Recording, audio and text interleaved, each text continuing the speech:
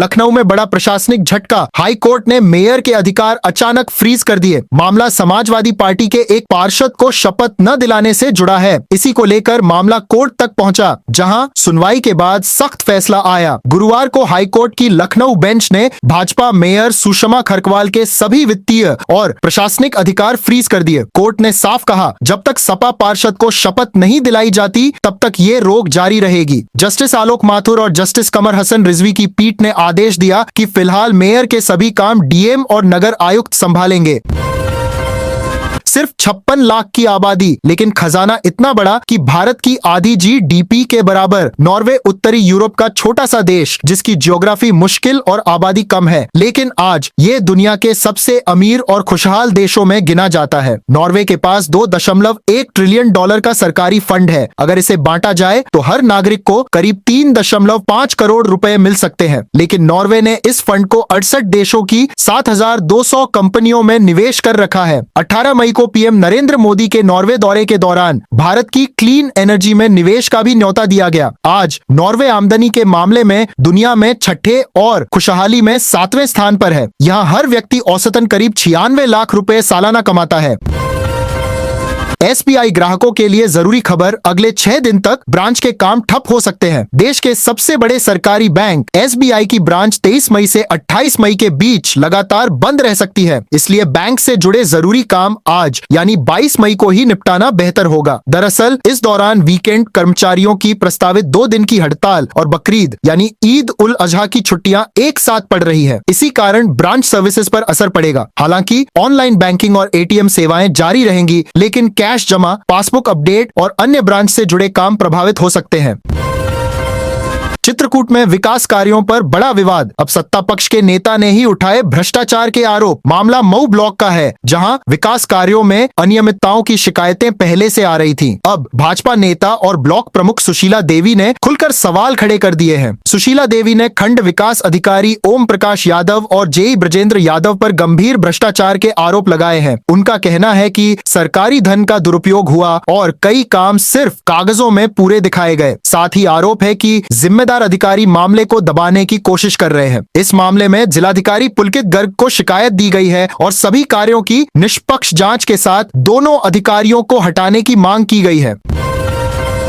लखनऊ में बिजली कटौती पर बवाल गुस्साए लोगों ने सड़कों पर उतरकर किया जोरदार प्रदर्शन। लगातार बिजली कटौती से परेशान लोग अब सड़कों पर हैं। बुधवार रात से ही अलग अलग पावर हाउसों पर विरोध शुरू हो गया था, जो गुरुवार सुबह और तेज हो गया। मोहन रोड पर बुद्धेश्वर चौराहे के पास करीब 2 घंटे तक जाम लगा रहा। वहीं रायबरेली रोड के उत्तरेठिया अंडरपास पर भी करीब 1 घंटे प्रदर्शन हुआ। पुलिस से प्रदर्शनकारियों की तीखी नोकझोंक हुई और बैरियर लगाकर रास्ता रोका गया। स्थिति संभालने के लिए वाहनों को डाइवर्ट किया गया। उधर गुस्से के चलते कई पावर हाउसों से बिजली विभाग के कर्मचारी मौके से हट गए और पुलिस को हस्तक्षेप करना पड़ा। यूपी के लाखों कर्मचारियों के लिए बड़ी खबर, सरकार ने बढ़ाया महंगाई भत्ता। राज्य सरकार ने गुरुवार को कर्मचारियों और पेंशनर्स का DA 2% बढ़ा दिया है। अब महंगाई भत्ता 58% से बढ़कर 60% हो गया है। कर्मचारियों का एरियर उनके PF खाते में जमा होगा, जबकि पेंशनर्स को ये रकम सीधे उनके पेंशन खाते में मिलेगी। प्रदेश के करीब 16 लाख कर्मचारी और 12 लाख पेंशनर्स, कुल 28 लाख लोगों को इसका फायदा मिलेगा। वहीं 1 मई से बढ़ा हुआ DA जून की सैलरी और पेंशन में जुड़कर आएगा। यूपी चुनाव 2027 से पहले पूर्वांचल में सियासी हलचल तेज। जौनपुर में नई जंग के संकेत। अभी चुनाव में 8 महीने से ज्यादा समय है, लेकिन राजनीतिक समीकरण तेजी से बदल रहे हैं। खासकर जौनपुर, जो बाहुबली नेता धनंजय सिंह का गढ़ माना जाता है। बाहुबली नेता ब्रजेश सिंह जौनपुर में एंट्री की तैयारी कर रहे हैं। बताया जा रहा है कि वे अपने बेटे सिद्धार्थ सिंह को जिला पंचायत चुनाव लड़ाने की योजना बना रहे हैं, जिससे इलाके में अपनी पकड़ मजबूत की जा सके।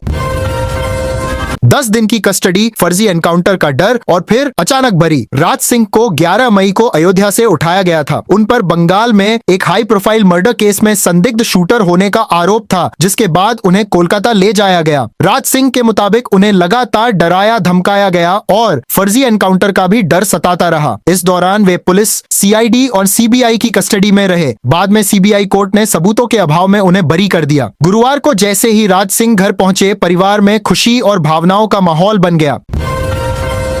ऊर्जा संकट के बीच यूपी सरकार का बड़ा फैसला, अधिकारियों की विदेश यात्राओं पर रोक। मिडिल ईस्ट में बढ़ते तनाव और तेल गैस सप्लाई पर असर के चलते भारत में भी ऊर्जा संकट की आशंका बढ़ी है। इसी को देखते हुए यूपी सरकार ने सख्त कदम उठाए हैं। सरकार ने 7 महीनों तक गैर जरूरी विदेश यात्राओं पर रोक लगा दी है। साथ ही 5 से 10 किलोमीटर के दायरे में साइकिल ट्रैक बनाने के निर्देश दिए हैं। 10 साल पुराने सरकारी वाहनों और जनरेटर की जांच भी होगी। दफ्तरों में बिजली बचत के लिए एसी का तापमान 24 से 26 डिग्री रखने, मीटिंग्स को ऑनलाइन करने और लाइट लिफ्ट के कम उपयोग के निर्देश जारी हुए हैं। आगरा में जाम से परेशान लोग और अब खुद सड़क पर उतरे पुलिस कमिश्नर। शहर में ऑटो, ई रिक्शा और अतिक्रमण के कारण चौराहों पर लगातार जाम की समस्या बनी हुई है। शिकायतें बढ़ने के बाद पुलिस कमिश्नर ने खुद हालात देखने का फैसला किया। सदर क्षेत्र के मधुनगर में निरीक्षण के दौरान कमिश्नर दीपक कुमार को एसीपी सदर मौके पर नहीं मिले। इस पर उन्होंने वायरलेस पर ही कड़े लहजे में पूछा, एसीपी कहाँ है? मैं यहाँ खड़ा हूँ और आप गायब हैं। आगरा में जाम की बड़ी वजह ऑटो और ई रिक्शा की मनमानी और सड़कों पर अतिक्रमण है, जिससे ट्रैफिक व्यवस्था लगातार प्रभावित हो रही है। जौनपुर में दिल दहला देने वाली घटना, अफसरों के सामने युवक ने टावर से कूदकर जान दे दी। मामला बक्शा थाना क्षेत्र का है, जहां जमीन के विवाद को लेकर युवक पिछले कई घंटों से टावर पर चढ़ा हुआ था। वह खेत के रास्ते की दोबारा नपाई की मांग कर रहा था। करीब 100 फीट ऊंचे टावर पर चढ़े युवक को मनाने के लिए तहसीलदार और पुलिस मौके पर थे। दोबारा नाप भी कराई गई, लेकिन रिपोर्ट पहले जैसी ही आई। यह सुनते ही युवक ने छलांग लगा दी। युवक की मौके पर ही हालत गंभीर हो गई। अस्पताल ले जाने पर डॉक्टरों ने उसे मृत घोषित कर दिया। मृतक की पहचान 30 वर्षीय श्री प्रकाश यादव के रूप में हुई है, जो परिवार का मुख्य सहारा था। कार खरीदना महंगा होने वाला है और दुनिया का पहला ट्रिलियनेयर भी जल्द सामने आ सकता है। ऑटो और टेक सेक्टर से 2 बड़ी खबरें सामने आई हैं। एक तरफ कारों की कीमतें बढ़ रही हैं, तो दूसरी तरफ दौलत का नया रिकॉर्ड बनने की तैयारी है। मारुति सुजुकी इंडिया ने अपने पैसेंजर व्हीकल्स की कीमतों में 30,000 रुपए तक बढ़ोतरी का ऐलान किया है, जो जून 2026 से लागू होगी। कंपनी का कहना है कि बढ़ती लागत के कारण यह फैसला लिया गया है। वहीं इलोन मस्क की कंपनी स्पेसएक्स आईपीओ की तैयारी में है, जिसे वॉल स्ट्रीट का सबसे बड़ा आईपीओ माना जा रहा है। इस लिस्टिंग के बाद एलन मस्क की नेटवर्थ $1 ट्रिलियन के पार जा सकती है, जो इतिहास में पहली बार होगा। एक तरफ महंगी होती कारें, दूसरी तरफ बढ़ती दौलत। लग्जरी गाड़ी छोड़ ट्रेन में सफर, विधायक का ये कदम क्यों बना चर्चा का विषय? नरेंद्र मोदी और योगी आदित्यनाथ की ईंधन बचाने की अपील का असर अब नेताओं पर भी दिखने लगा है। फतेहपुर सीकरी के विधायक चौधरी बाबूलाल ने अपनी लग्जरी कार छोड़कर ट्रेन से यात्रा की। वो मध्य प्रदेश के दतिया में मां पीताम्बरा पीठ के दर्शन के लिए आम यात्रियों के साथ सफर करते नजर आए। पश्चिम एशिया में बढ़ते तनाव और कच्चे तेल की कीमतों के बीच सरकार ने कारपूलिंग और पब्लिक ट्रांसपोर्ट अपनाने की अपील की है। अब कई मंत्री, सांसद और विधायक भी बस, ट्रेन और ई वाहनों से सफर करते दिख रहे हैं। अगर यही ट्रेंड जारी रहा तो आने वाले समय में नेताओं की सादगी नई पहचान बन सकती है।